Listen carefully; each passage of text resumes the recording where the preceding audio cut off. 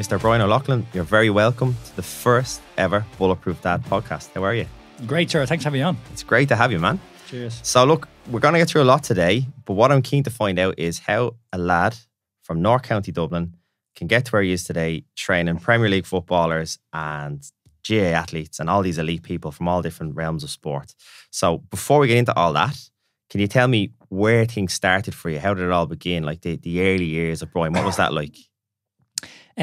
Well, normal and humble, I suppose, really. Was that like, I'm 35 years of age now. So when I started in the industry, I was 20, I believe.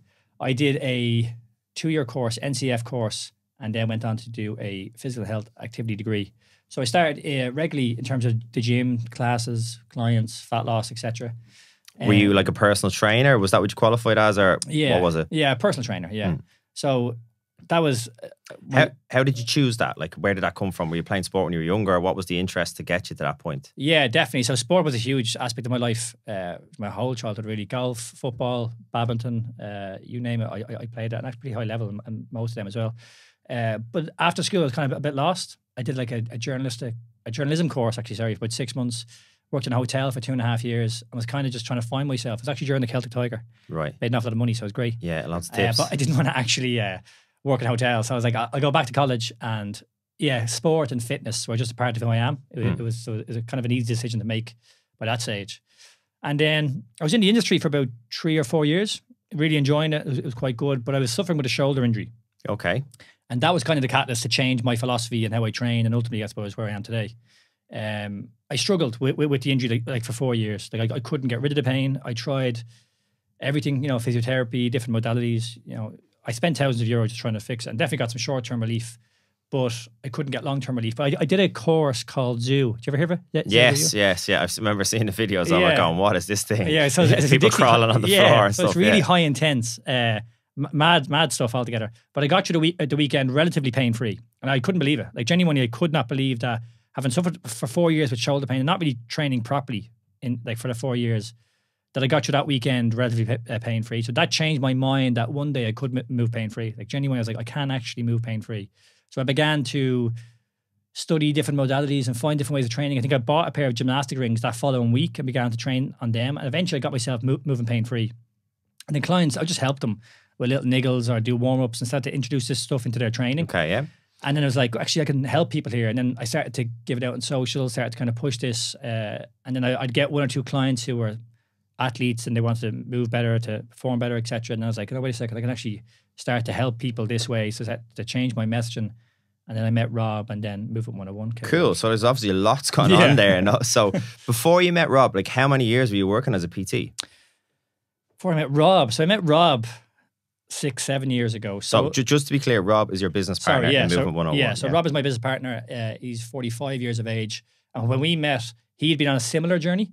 He had back pain for 3 or 4 years and had a similar process in the sense of trying to get himself moving pain-free and then couldn't, and then ultimately did by himself.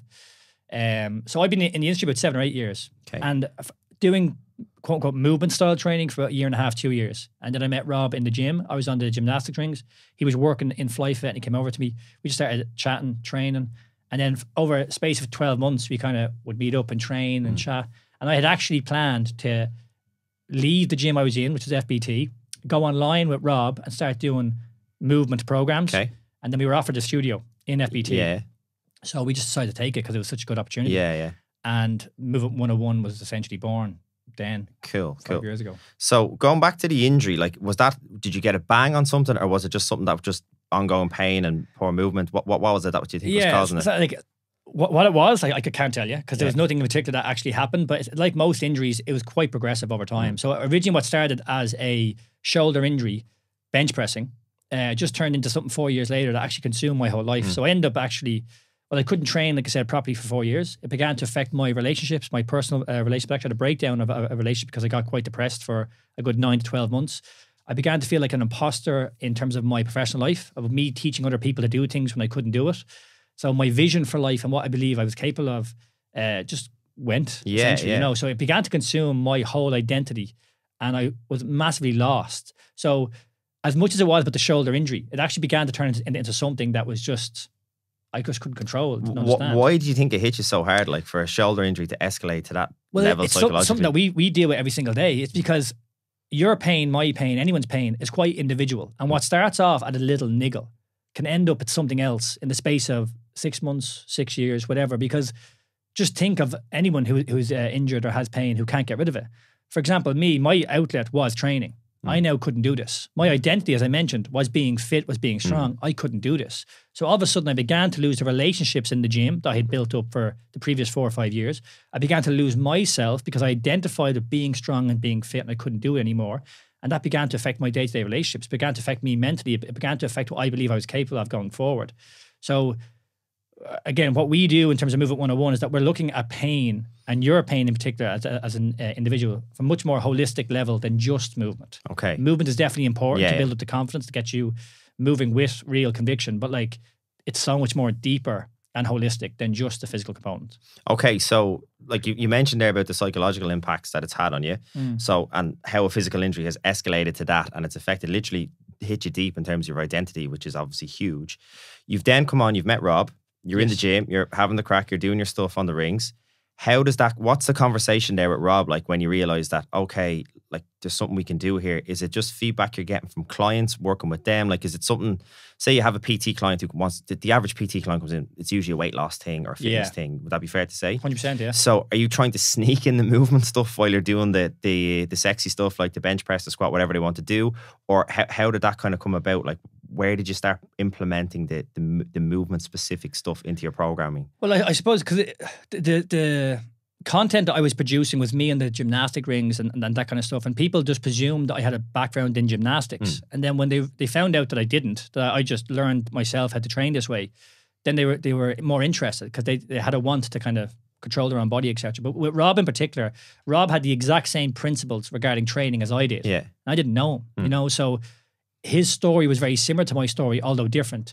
And I suppose the reason why we trained, what we were trying to get out of our training, how we were trying to help our clients was very, very similar. And we just believed that we could make movement accessible to the masses. And actually what we tried to do, we didn't succeed at this, but we tried to make the 80% of the population who don't go to the gym, we were trying to make that more accessible to them. Okay. But what ended up happening was the 20% of people who are interested end up coming to us more so than the 80%. Okay. That was the whole point. We thought the industry was about fat loss, was all about steroids, was actually quite, it would actually make people scared to enter the gym. So we just wanted to make it much more accessible. That was the whole rhyme and reason in terms of what we did. And then what myself and Rob were able to physically do, we knew was accessible to anybody.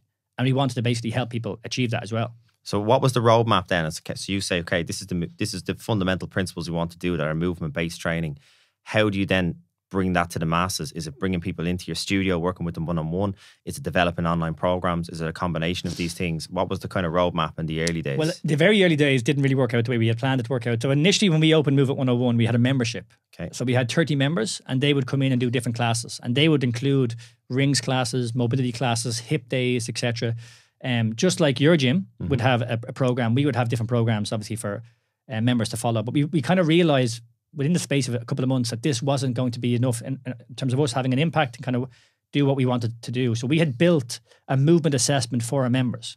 And I had got a lot of people from outside of our gym interested in doing the assessment. So I just began to offer the assessment, a one-off assessment to these people. That was done in person with you? That was done in person in the studio. So after about, say, a month of doing that, I was like, wait a second, we're kind of helping people here. There's definitely an interest here. Maybe we should start to actually deliver the service. Yeah. So we decided then going into the new year, but certainly from the end of kind of 2017, to start to deliver this one-to-one service. So the whole thing was built around this movement assessment that we had built and to help people physically move better. And it was more of a one-to-one service as opposed to kind of a group thing or a membership thing. Did you find when you were doing the group thing, because obviously everybody comes with their own issues in their tissues. I know from dealing with guys in the Bulletproof Dad program, different lads have different things. We often joke sometimes if we were a veterinary clinic, we'd have a shotgun there and we'd probably put half the lads down when they arrive. Obviously joking. But, you know, different people have different issues. Did you find, is it a hard thing to do in a group scenario? 100%. Yeah. That's why we changed. Because we The group scenario worked really well for getting people general results, but to get specific results, particularly when it came to movement, because the individual had that unique injury history or the goals they was trying to get, even again, just down to the individual and what they were capable of doing based off their day-to-day life, you know, to go after the individual and work with them specifically was much better for us to get the result that we wanted. So that's why we did change from that kind of group dynamic to the one-to-one system, essentially. Okay, so I suppose just to give people listening to this a little bit more context, say I come to you, like you've been through, I have a shoulder injury the last 2 years, it's just not going anywhere, it's constantly holding me back in the gym. I'm coming to you to basically fix my shoulder, for want of a better phrase. That's probably what you hear. My shoulder's wrecked, I need to get it fixed. Can you fix it?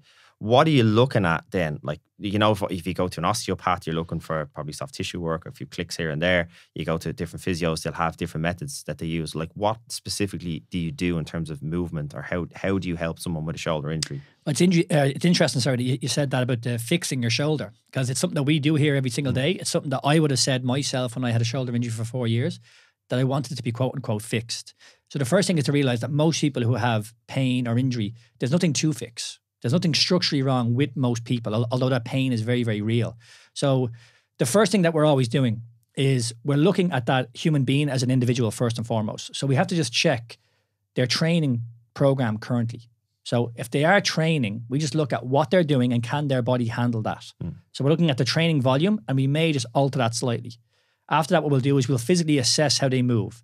So not assess how they move because you want them to physically move better, but just to give them more control, more strength, and more confidence of certain areas of their body, or just their body in general.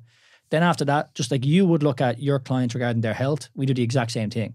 So we're looking at their lifestyle choices, their stress management. We're looking at their mindset. We're looking at literally what they need to have in place in order to be healthy, because it comes down to stress with our bodies, our nervous system, and ultimately just what we're capable of doing kind of day to day.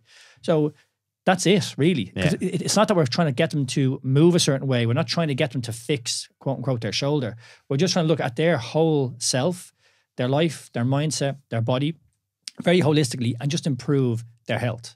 It's very, very simple. It's not easy, but you're just then tweaking and changing the training, I suppose, around those kind of principles.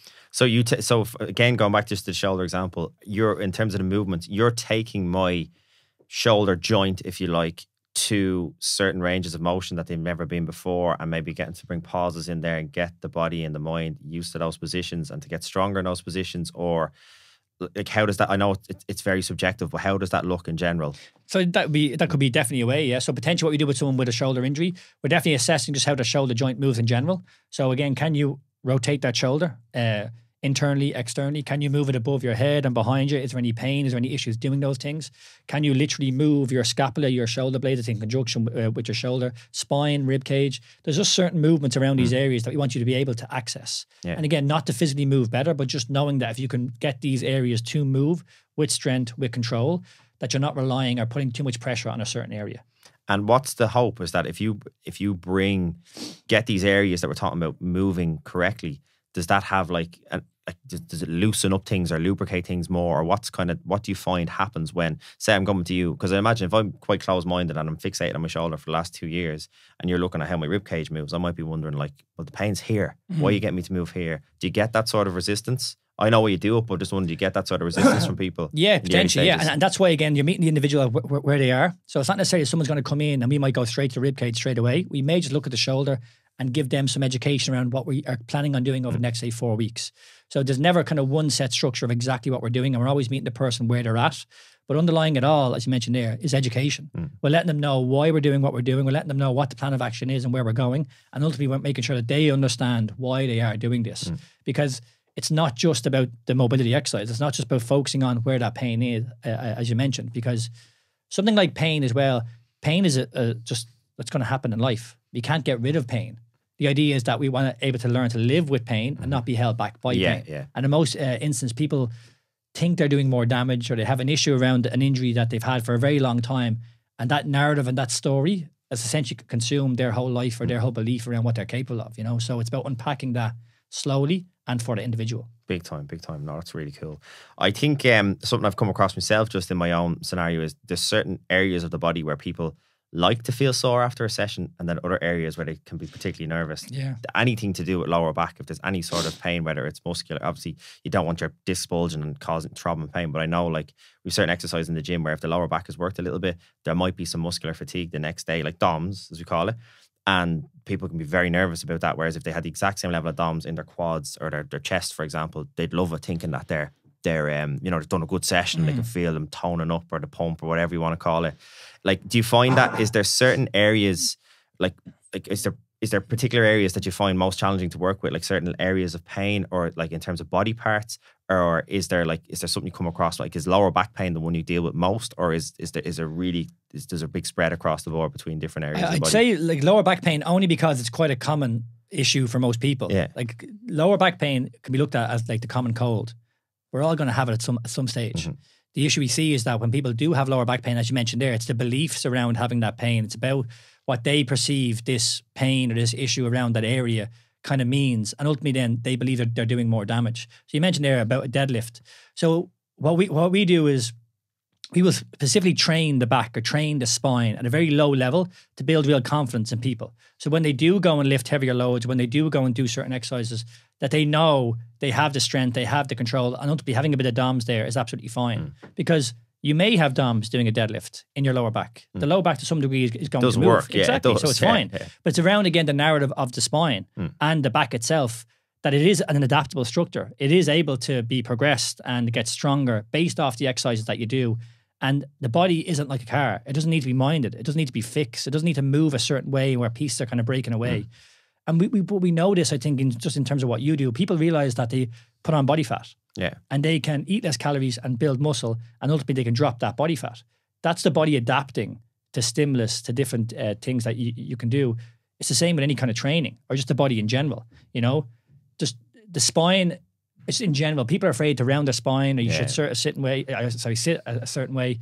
It's the narrative and the things that we're told. Even pain in general. People are afraid of pain. People equate pain to a structural issue. That's not the case.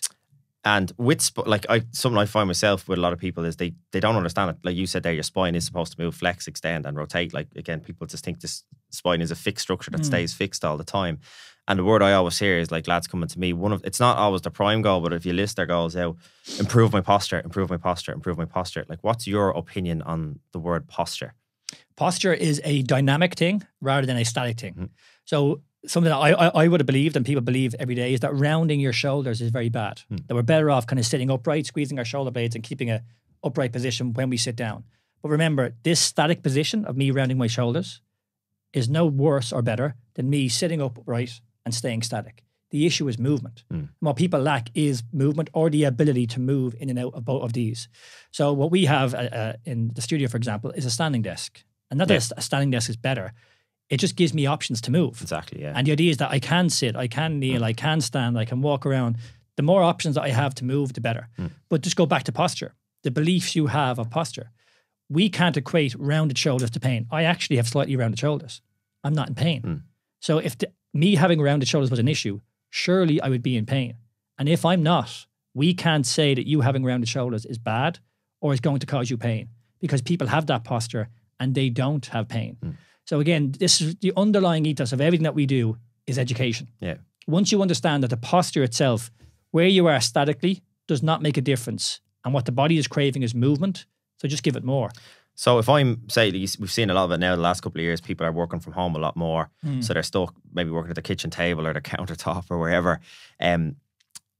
What's your advice? So people like that who are maybe stuck at their kitchen table for 8 to 9 hours a day, working away on the laptop, you're not necessarily concerned with their posture and how they're sitting. You're more concerned with them getting up and moving around or doing specific movements while in the chair. Is that fair to say? Well, actually, I would say the first thing is, do you strength train?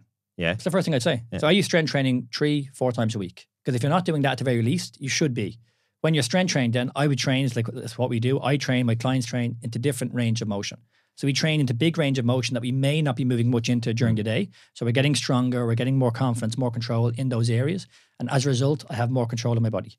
Then what we do with clients, we build daily routines. So just like we get up and brush our teeth, do a 5-minute morning routine into areas, again, around the spine, around the hips that you may not be moving much during the day. You can do that in the morning, you can do that in the evening, you can do that at any stage at all throughout your day. when we look at training for most people, they just think of the gym or they think of sport. Yeah. They actually forget about their day-to-day movement. Yeah. And a really simple thing they can do is introduce movement throughout their day, go for a walk, straight into so many different options. Massive, yeah. And this is what it is. We don't want to box you into this kind of certain, box and say you have to do this or you should be doing this or this is bad, good, or indifferent. Everyone is different and is an individual. But ultimately it comes down to taking the responsibility for your health and for your body. And what that looks like can be different for each person. But if you don't strength train, if you aren't constantly moving every single day, well, you're not going to get very good at doing those things. So when you go to the gym to do your own workouts, it's obviously you have your movement stuff you do, but you are also lifting weights and doing like you call it there strength training or weight training, whatever you want to call it, resistance training. What does like a standard workout look like for you? Do you go in and do your strength work first and then go in and do some accessory work at the end of the sessions that's movement based, or is there any rules or regulations to what you do? I just strength train, so I don't have any separate mobility work that I do. So the mobility work that you might see us program for some clients, essentially what they are just low-level strength training programs. They're normally body weight. They're not normally working into areas that people haven't trained before. But once they move past them and they can do them well, we're building strength training programs for everybody. Yeah. So my strength training program would look very similar to what you do. It would have squats, it would have shoulder press, it would have all the normal movements, except I would just train into different ranges of motion. So for example, a squat variation. Most people would do a back squat and they want to do a back squat. And you definitely can. Sometimes I would change a back squat for some clients into a heel elevated squat. What that does straight away, it improves their range of motion. We can get them into a better position regarding their kind of rib cage, their pelvis, and they're able to work into areas, i.e. their hips, i.e. their spine, that they haven't before. Yeah. And the idea is that just like a squat, we don't load that position very heavy from the get-go.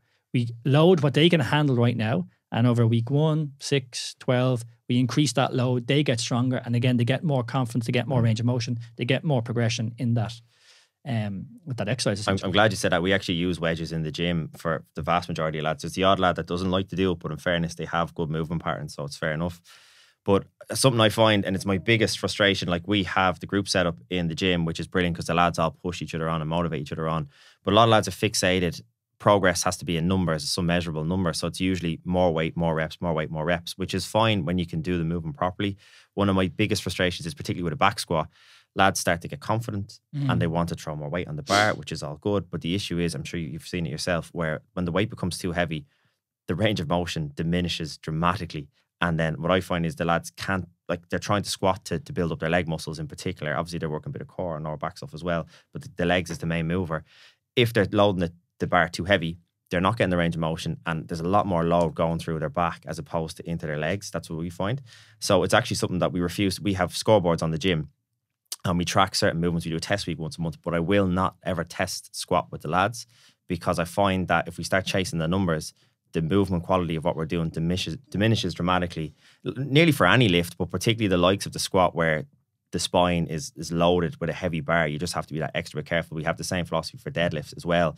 Do you find that sort of mentality with your clients, or are they a little bit more laid back on the reps and the weights because are most of them coming with some sort of pain issue, or do you just get some clients that are just coming because they want to move better and they're not necessarily in pain? What's the split? We have standards for reps. So our idea with you can't load a position or you can't add more weight to a bar unless the reps themselves on that last set look perfect. Okay. And it's not about the technique. It's just about you having a standard. Because most of the research will tell you that technique in the grand scheme of things does not matter for injury prevention. It's load. So you mentioned there, people are going too heavy and they end up pushing themselves past their capacity. And that's where injury comes. I have no problem if you're doing a 1 rep max as a power lifter, or if you're pushing yourself as a weightlifter, or anything you're doing that requires you to push yourself. Technique can go out the window and you can push yourself because that's a once off and you've built up to that. But if you're in the gym and the idea is to improve your health, the idea is to improve how you physically move, the idea is to make your life better, your ego's getting in the way. Yeah, you're just lifting more. So what the outcome here for me, when I train, when my clients train, if there's no specific outcome regarding the pitch or this kind of goal we're after, it's just to be in good shape. It's just to train and again, to have a empowered life. Then it's down to be better at the skill of strength training, be better at the skill of lifting weights. So that's about having standards. That I'm not just adding more load for the sake of it so you think I'm deadly and I look great on Instagram. Because the idea is that if I'm able to make a better rep each time, if I be consistent doing this week on week on week, the weight's going to look after itself. I'm going to increase it. And it comes down to one question I ask all my clients. So for my athletes, is what you're doing in the gym making you better on the pitch? For people who aren't on the pitch, is what you're doing in the gym making you better in your life? So if you're in the gym and you keep getting injured doing things, and it's affecting you playing with your kids or going to work, just look at your programming. Just reduce the volume. Just be a bit more smart about how you train, and again, have standards for what you're actually willing to do, and you'll have no problem. Like I haven't been injured for quite a long time. It's why I really like strength training. I'll manage my volume. It's so simple, but I'm not allowing my ego get in the way. I don't care if you think I'm a little bender for not lifting 100 and whatever it is, like 100 kg. Like it's ridiculous. Like our ego is getting in the way because I'm not trying to impress you. I'm trying to live my life in a very empowered way. I'm trying to use my body and not be held back by it. And I want to get stronger. I want to get better. I want to get better at the skill of strength training. I agree with everything you're saying there. It's something that we have to implement, as I said, in the gym regularly with guys. And that group scenario probably makes it a little bit more challenging because they're conscious that other lads are there, maybe pushing on a bit more. Do you find, I would imagine, the fact you work with athletes, I just want to get into this a little bit more, the type of athletes you work with, can that be challenging? Because a lot of these guys would be serious operators and would identify as being fit and strong, like you mentioned yourself earlier. Can that be hard to get into their mindset that it's, I suppose, maybe, is it taking a step back to take two forward with some of these guys? And can that be challenging if they're used to being measured on performance all the time and they think weight and reps is part of their performance? Yes and no. No, in the sense of most people are reaching out to us and kind of understand our ethos and want to learn and do better. So they're definitely open to learning and have the education. And then, yes, if, like I said, a lot of, particularly the high performers or who kind of train this way professionally for a good 5, 10, 15 years, they're kind of stuck in this ethos of like, I should be getting stronger, I should be lifting more. But then I always take back to that question, is what you're doing making you better on the pitch? And if it's not, well, at least give us 12 weeks. At least begin to listen and take this on board and let's just see kind of where you're at. So I had a professional golfer there yesterday, for example, been working with for the last 9 months. And he can't believe, so he was back in the gym, strength training, because he's in the off season now. And he's like, I can't believe how much stronger I am. I can't believe how much freer I feel around my shoulders, my hips, doing all the stuff that I've always done. And we've been doing your kind of stuff for your way of training that has been less volume, but with this kind of different intent. And it's like, I just can't believe it. And again, it's a hard thing to try and get across to someone straight away, but at least if you're able to prove to them through the performance that it does work, then, you know, there's no denying it. With a professional golfer as the example, like how many days a week is he out on the course playing golf? Well, so he's on the, not the European Tour, the one underneath it. What's the one underneath it? I can't remember what the tour is called. So it's a little bit different. So essentially what he is on is a similar of Thursday to Sunday. Right. But he's traveling an awful lot as well. So the Thursday to Sunday, if he makes the cut, he's then traveling pretty much all day for the Monday and he's going on the Tuesday, which is really interesting actually, because on the Tuesday, he's going to a new golf course. He has to walk the whole golf course to get clear of what it is. And then he's got going and practice on the Wednesday. So it's pretty much non-stop playing golf apart from that Monday, which is traveling. And I think that's the same. I remember going to do a course in the UK and the guy who was running the course was the strength and conditioning coach for many rugby teams. And he did a year or two it was actually with Bolton Wanderers. Do you remember when Bolton had Big Sam as manager and like they used to get like all these lads who were past it, like Okocha and these lads, and they just got 2 or 3 more years of unbelievable performance out of them. He was involved in that. So when I heard that was why I wanted to go see him, because it's just an unbelievable job that he did. But he just made point with footballers that like they're playing every 3 days because they would have been in Europe as well. I said like, so he said, I think he was kind of saying it was one of the handiest gigs he ever had because they couldn't do much in the gym because they were just play, recover. And I think like most top footballers now, they're in incredible shape. But I often wonder what specific gym work can you actually do with these guys, because they're just going from play, recover. Where do you sprinkle in your weight sessions, for example? Like, is that something that I suppose I'd imagine it's absolutely vital when you're dealing with these high level athletes that we might get into in a few more minutes.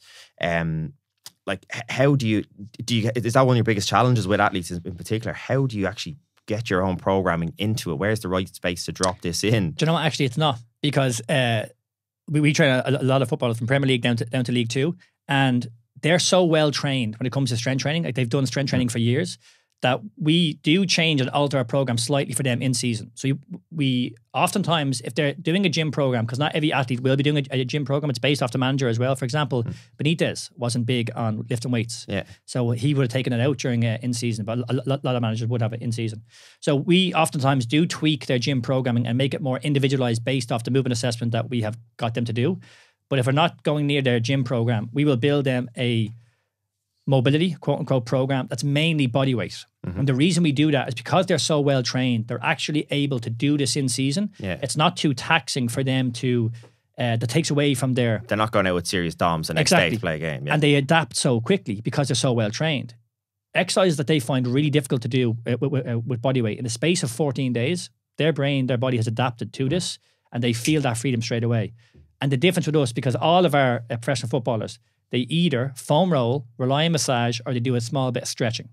And 3 of those things are quite passive. There's no active component in terms of kind of strength with them. So when we actually get them to not do those things and focus on their strength training, they physically feel better. They've got much more control. Their ability to use their hips or their pelvis or these areas is so much more defined, and they're able to actually see the benefit on the pitch pretty much straight away. So it's kind of a long way of saying it's not as hard for the people who come to us and work with us to get the buy-in. And then for our professional athletes, because they've never trained this way before and the stuff they've been focusing on with mobility has been not to say the wrong thing, but more short-term options, it's an easy enough buy-in to get them to get the result. And do you find, like, something that's striking me now when you say that, like, it all makes perfect sense. Like, if I'm a strength and conditioning coach for a Premier League team and I'm working with all the players because that's my job, these players have come to you individually, haven't they? They've come on their own accord. Yes. Yeah. So you've given, say we can't name the footballers for obvious reasons, but say you've given like some of these footballers their specific program to do. They come into the gym and they're telling me that they're not going to do the program that I want them to do. Is there much resistance there? Is there kind of like, obviously there's a bit of a conflict there, if you know what I mean. Say I have a group session plan, like the Premier League footballers, for example. I'm just going to use them as an example because they're probably at the most elite end because they have the biggest access to sports science and all these sort of things. So, like, are they going to the gym as a group? We often see clips of the Irish rugby team, for example, and they'll train in a group scenario in the gym, which obviously has its benefits because the lads push each other on, but it can obviously bring challenges to try and individualise stuff. So is there ever an issue where you're trying to get, say, a Premier League footballer to do the programme you want them to do, and maybe you're asking them to not do certain things in the gym, but then his strength and conditioning coach who's employed to tell him to do these things is telling him to do this? How does that get managed? Again, it's quite an individual thing because oftentimes we will deal directly with their physios or S&Cs. They'll be included in the conversation. Sometimes, not for everyone. It depends on the individual and the athlete. Like sometimes they'll let them know what's going on, and then other times they don't want anyone to know. So it does depend in that case. And then oftentimes, if I can't have any access or change, I'll just let them go with it. But let them know that, look, ideally I would like to do this. I just can't guarantee you potentially the best results because you're doing these things that I don't really deem that you should be doing kind of right now. But again, that's as much as that is a bit of an issue, because in season, even in general, if they are strength training, they're not doing a huge amount. They're mainly doing 1, max 2 sessions a week. So it's not too taxing. It's not going to really be killing them, because most cases, even Championship is actually worse than the Premiership. Yeah, sure. It's What's Saturday, Tuesday, pretty much. Tuesday. Yeah. And that goes on for ages, you know. So like, because they're playing pretty much twice a week, and oftentimes they're playing like, say, 3, and then this year has been weird as well. They're just not doing much outside of their actual training because they need to go through tactics. They need to actually literally recover, and they're not doing anywhere near as much as you probably would think they would kind of in between those matches, you know. And then, like, say that's the high elite level of what we're talking about here. I know we can't mention players. All I'd say is that we were chatting off air beforehand, and there's 1 or 2 in there that lads listen to this definitely have in their fantasy football team at the moment. So that, just to give you an idea of the level that we're talking about here. As Brian was saying, he's like, for some of these guys, they come to him off their own accord. So I was slagging him, saying it's like their dirty little secret that he can't mention that he's going to see them, which is cool in one way, but also frustrating for Brian because I'm sure. But there was one lad last year who had a record year, and that might kind of show you how good he was. Yeah. He moved up somewhere this year and he's doing well this year. And loads of lads would have him in their fantasy football. I can't say it. It's annoying.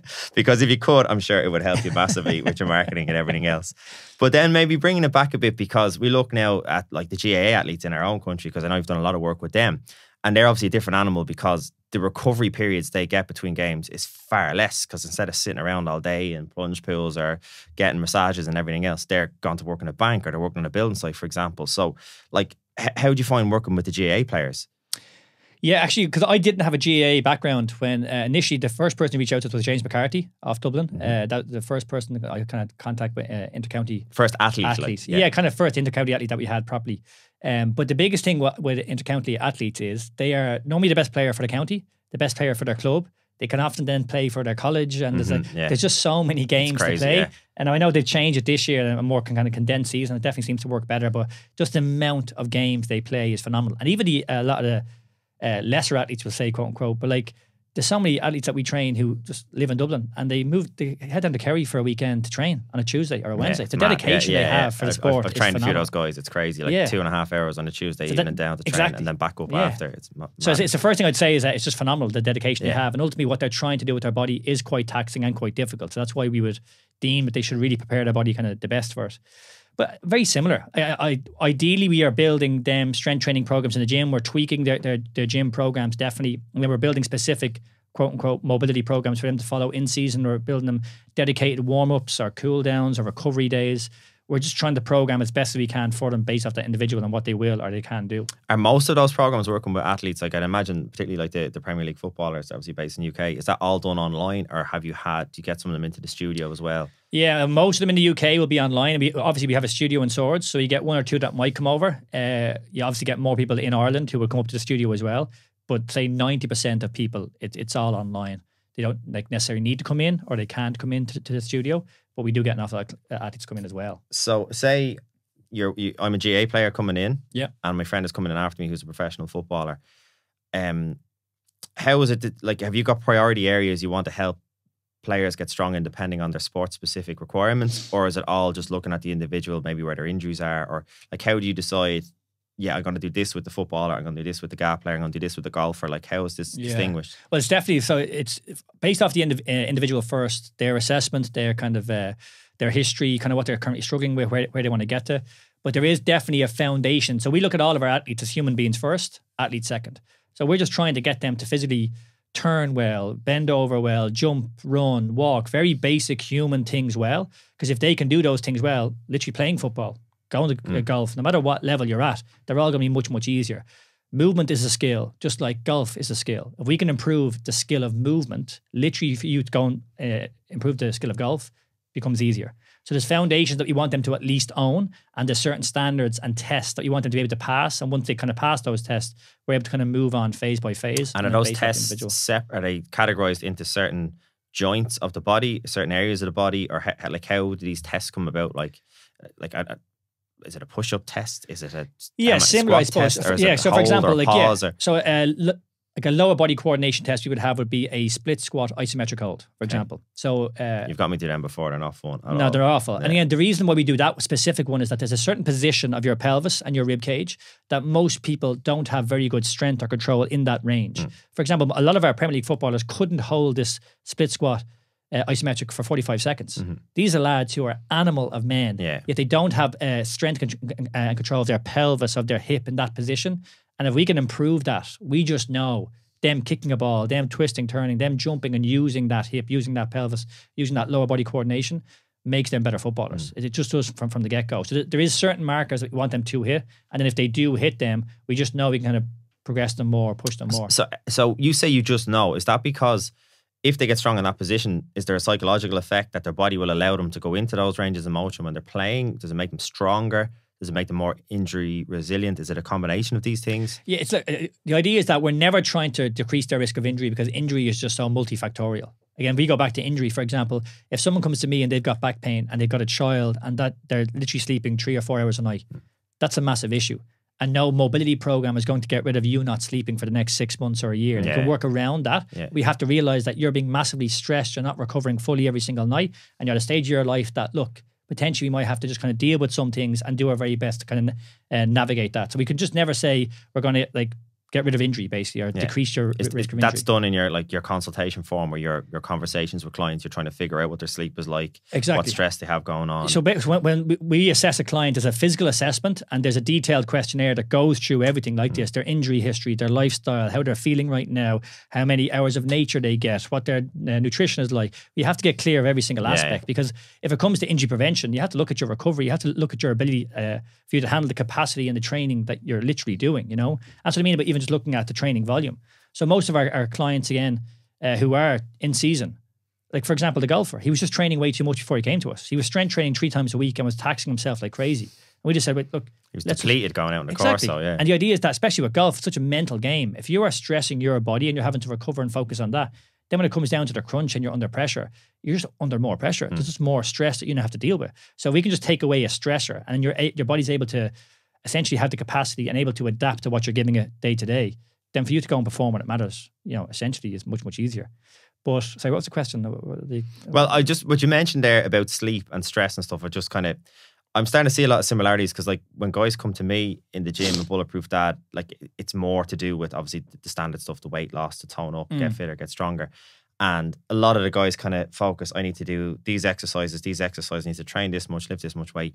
They often like the inconvenient truth of all this is that they have to look at their nutrition. They also have to look at how they're going to recover from the sessions, because my philosophy with the lads is you can only train as hard as you can recover. I'm sure you probably have some sort of similar. Yeah, definitely. So we have to look at the stuff that helps them recover. So like that, nutrition and sleep would be two big ones. And then I said stress management, which can have loads of layers to it depending on the person and what's going on. You mentioned there about kids as well.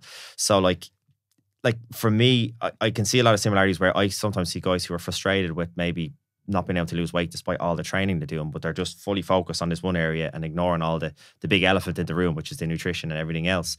Do you get the same sometimes in terms of pain? Like I'd imagine you must get some people coming to you, we've used that at the start, expecting to be fixed after a session or two, and they're obsessed about maybe the movement part of it or the exercises, but they're maybe just, I suppose, have some sort of a psychological block to looking at their sleep habits, their nutrition habits, everything else that's going on.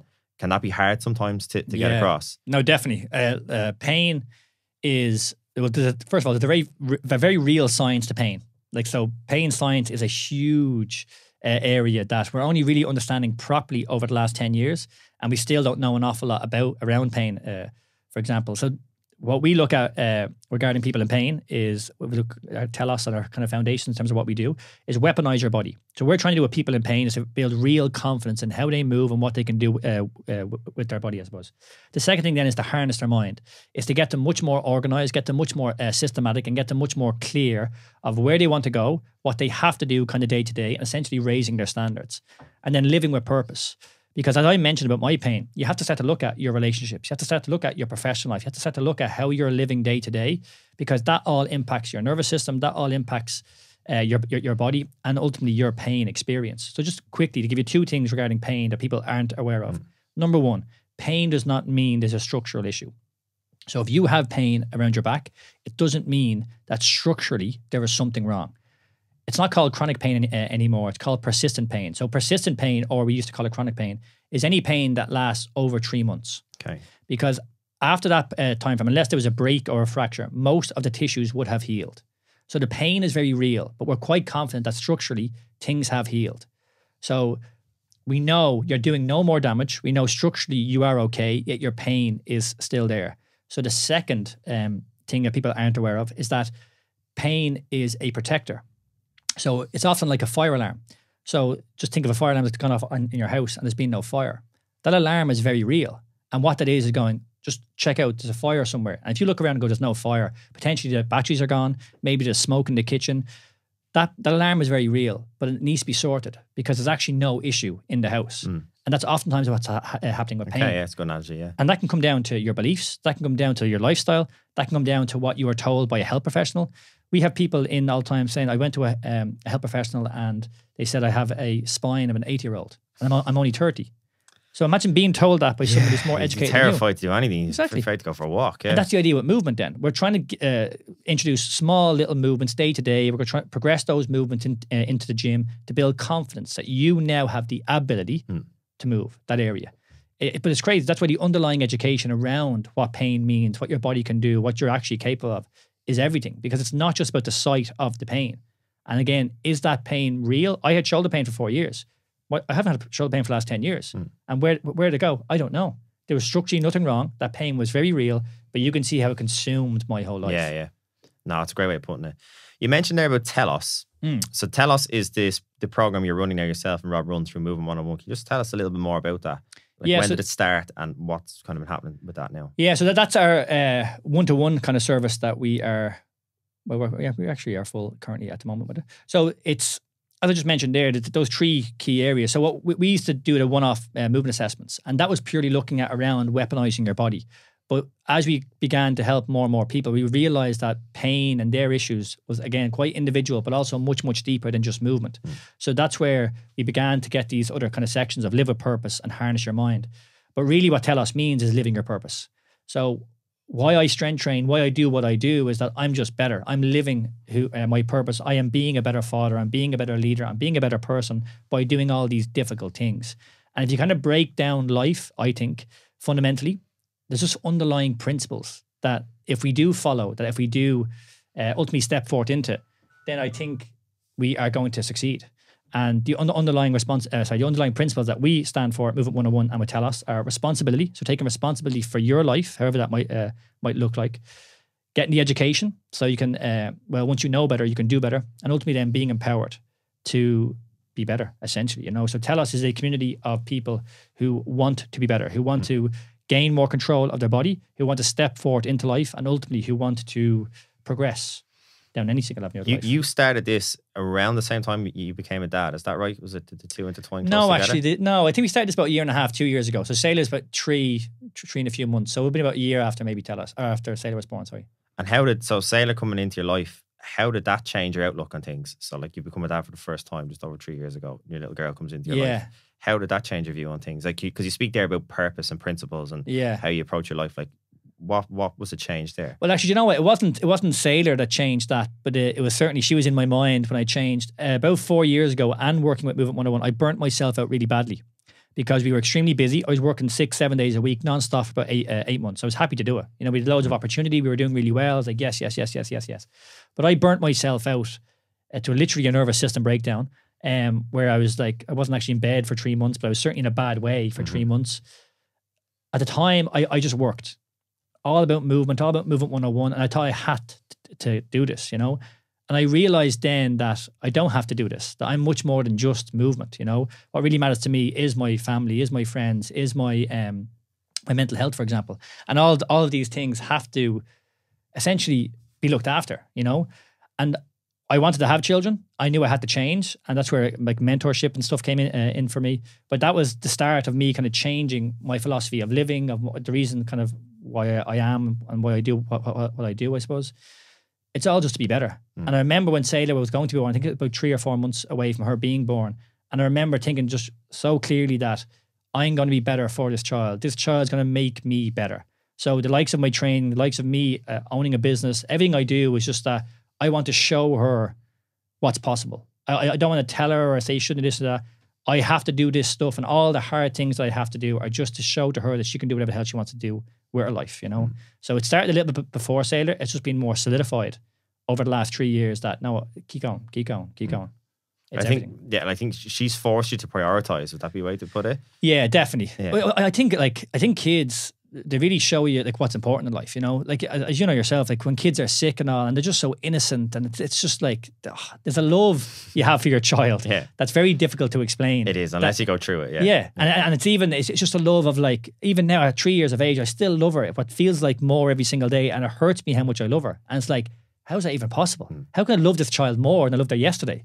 And it's like, if that doesn't want you to be better, nothing else will. And again, it doesn't make it easier. I still struggle and I still find things very difficult, but I'm willing to actually work through that difficulty. I'm willing to actually show up when I don't want to, because she's there. And if I don't, it could affect her. So I've got to make sure that I do. So from what you're saying to me there, it sounds like she's enhanced your purpose. Would that be fair? 100%. Yeah, 100%. Like it wouldn't be what it is without her. Yeah. No doubt. That's powerful, man. And just to finally touch on, you mentioned there about like, you burnt yourself out. I think there'll be a lot of people listening to this podcast who are business owners and have maybe gone through that in the past, or maybe in the early stages of growing their business. When you look back now at the perspective you have, what would be the advice you would have given yourself, say, 4.5 years ago before that hit you like a freight train? Ask for help would be the one thing. I think I was certainly naive. I was inexperienced when it comes to work. And like I said, we were very busy and we were doing well.